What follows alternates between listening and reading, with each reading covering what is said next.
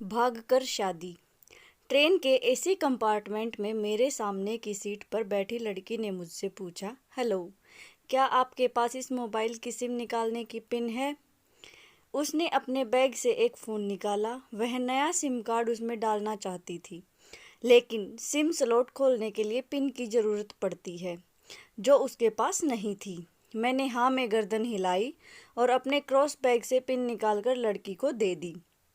लड़की ने थैंक्स कहते हुए पिन ले ली और सिम डालकर पिन मुझे वापस कर दी। थोड़ी देर बाद वो फिर से इधर उधर ताकने लगी। मुझसे रहा नहीं गया। मैंने पूछ लिया, कोई परेशानी? वो बोली, सिम स्टार्ट नहीं हो रही है। मैंने मोबाइल मांगा, उसने दिया। मैंने उसे कहा कि सिम अभी एक्टिवेट नहीं हुई है, थोड़ी देर में हो जाएगी। एक्टिव होने के बाद आईडी वेरिफिकेशन होगा, उसके बाद आप इसे इस्तेमाल कर सकेंगी। लड़की ने पूछा, आईडी वेरिफिकेशन क्यों? मैंने कहा, आजकल सिम वेरिफिकेशन के बाद एक्टिव होती है। जिस नाम से ये सिम उठाई गई है उसका ब्यौरा पूछा जाएगा, बता देना। लड़की बुदबुदाई। ओह, मैंने दिलासा देते हुए कहा, इसमें कोई परेशानी की बात नहीं है।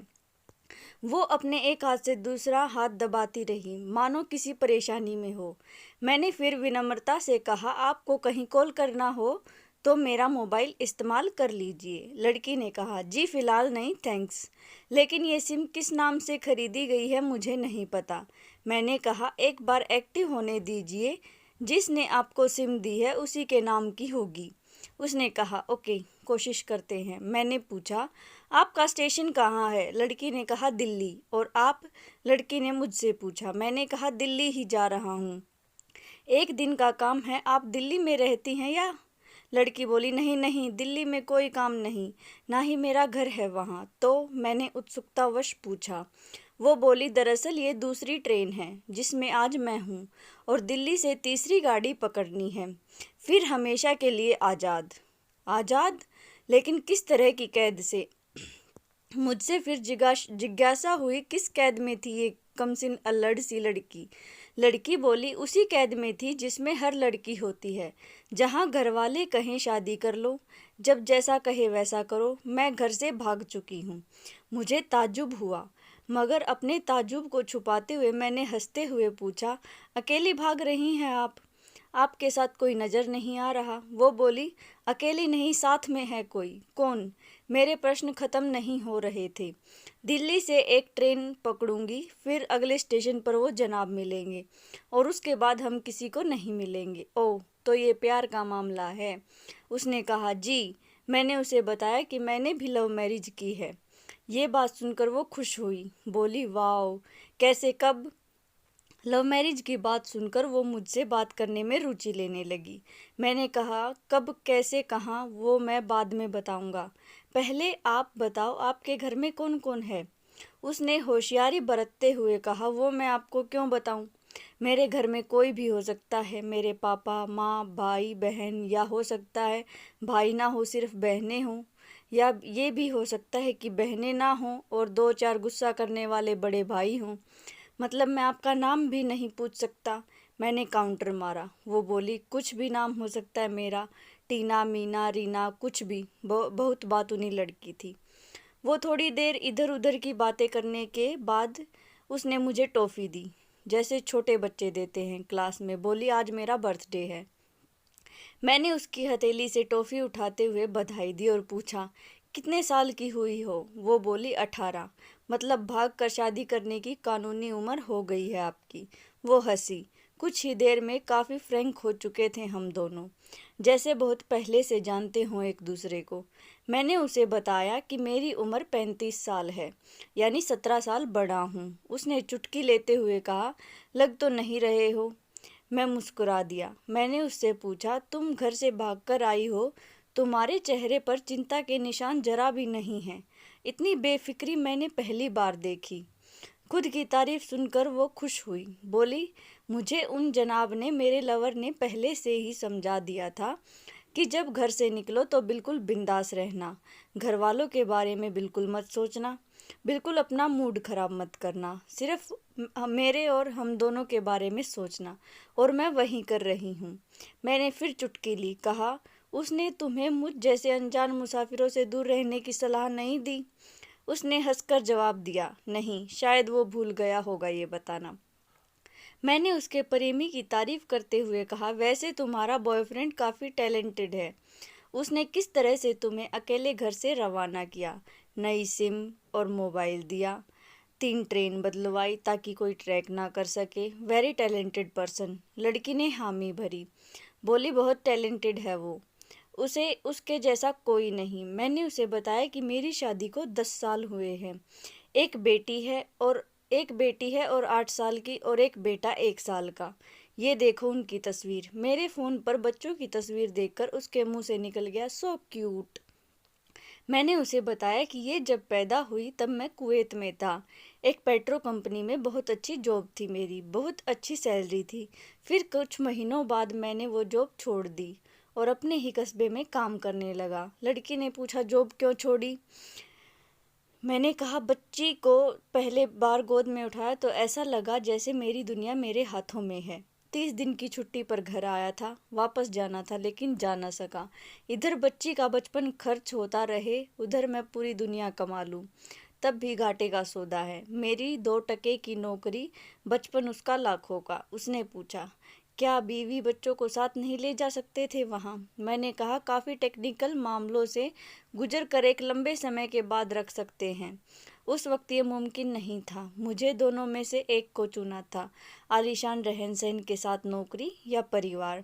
मैंने परिवार चुना। अपनी बेटी को बड़ा होते देखने के लिए मैं कुवैत वापस गया था, लेकिन अपना इस्तीफा देकर लौट आया।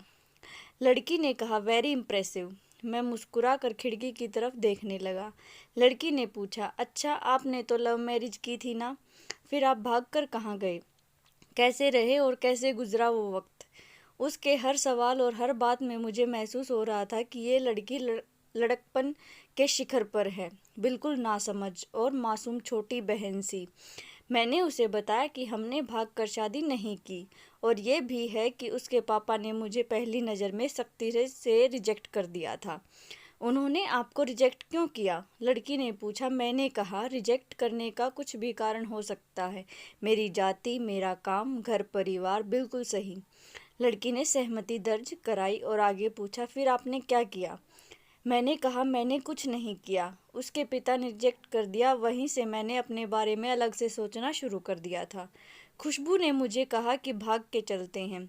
मेरी वाइफ का नाम खुशबू है। मैंने 2 टूक मना कर दिया।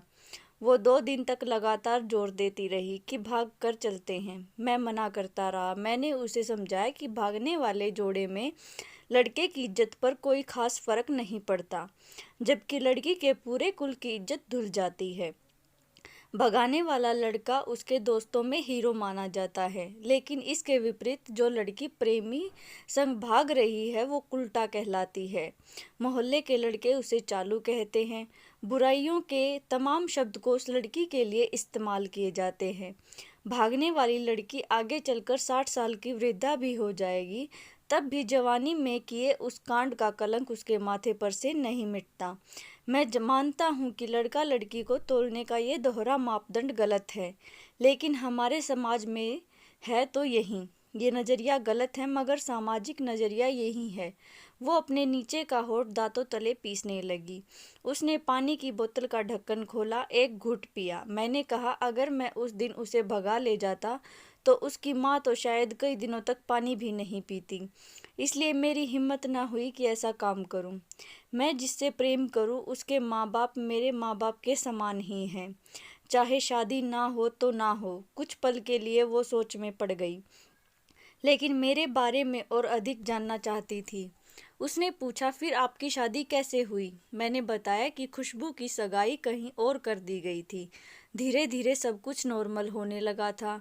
खुशबू और उसके मंगेतर की बातें भी होने लगी थी फ़ोन पर, लेकिन जैसे जैसे शादी नज़दीक आने लगी उन लोगों की डिमांड बढ़ने लगी। डिमांड मतलब? लड़की ने पूछा। डिमांड का एक ही मतलब होता है, दहेज की डिमांड। परिवार में सबको सोने से बने तोहफे दो, दूल्हे को लग्जरी कार चाहिए, सास और ननद को नेकलेस दो, वगैरह वगैरह। बोले, हमारे यहाँ रीत है। लड़का भी इस रीत की अदायगी का पक्षधर था।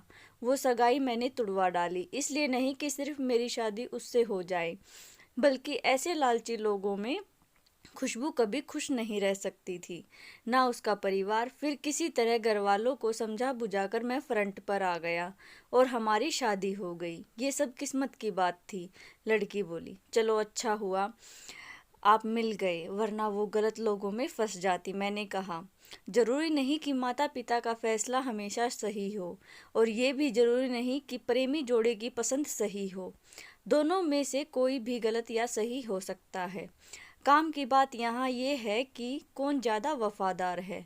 लड़की ने फिर से पानी का घूंट लिया और मैंने भी। लड़की ने तर्क दिया कि हमारा फैसला गलत हो जाए तो कोई बात नहीं, उन्हें गलानी नहीं होनी चाहिए। मैंने कहा, फैसला ऐसा हो जो दोनों का हो, बच्चों और माता पिता दोनों की सहमति, वो सबसे सही है। बुरा मत मानना, मैं कहना चाहूँगा कि तुम्हारा फैसला तुम दोनों का है, जिसमें तुम्हारे पेरेंट्स शामिल नहीं हैं। ना ही तुम्हें इश्क का असली मतलब पता है अभी। उसने पूछा, क्या है इश्क का सही अर्थ? मैंने कहा, तुम इश्क में हो, तुम अपना सब कुछ छोड़कर चली आई, ये सच्चा इश्क है।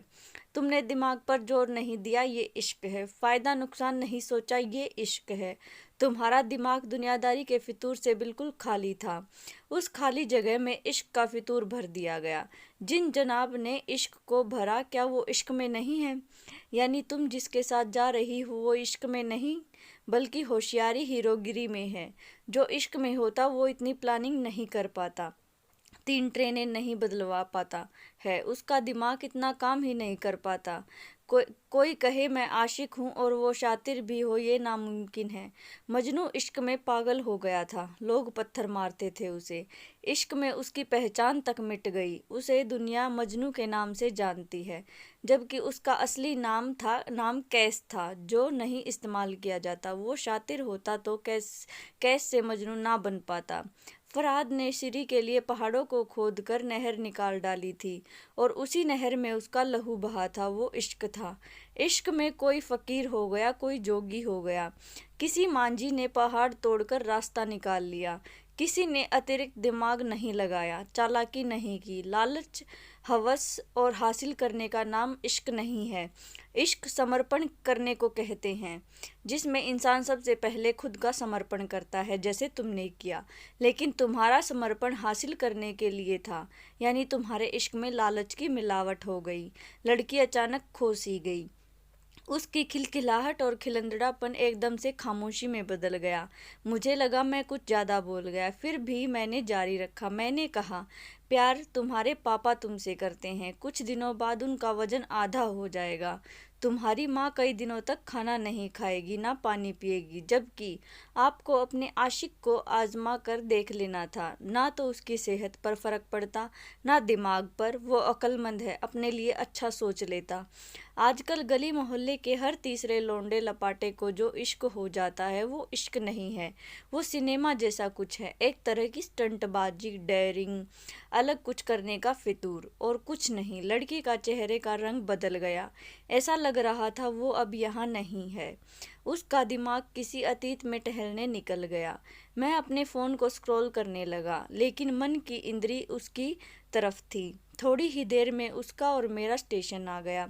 बात कहाँ से निकली थी और कहाँ पहुँच गई। उसके मोबाइल पर मैसेज टोन बजी, देखा सिम एक्टिवेट हो चुकी थी। उसने चुपचाप बैग में से आगे का टिकट निकाला और फाड़ दिया। मुझे कहा, एक कॉल करना है। मैंने मोबाइल दिया। उसने नंबर डायल करके कहा, सॉरी पापा, और सिसक सिसक कर रोने लगी। सामने से पिता भी फ़ोन पर बेटी को संभालने की कोशिश करने लगे। उसने कहा, पिताजी आप बिल्कुल चिंता मत कीजिए, मैं घर आ रही हूँ।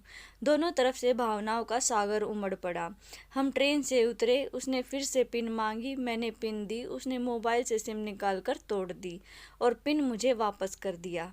कहानी को अंत तक पढ़ने का धन्यवाद। देश की सभी बेटियों को समर्पित ये मेरा दावा है, माता पिता से ज़्यादा तुम्हें दुनिया में कोई प्यार नहीं करता।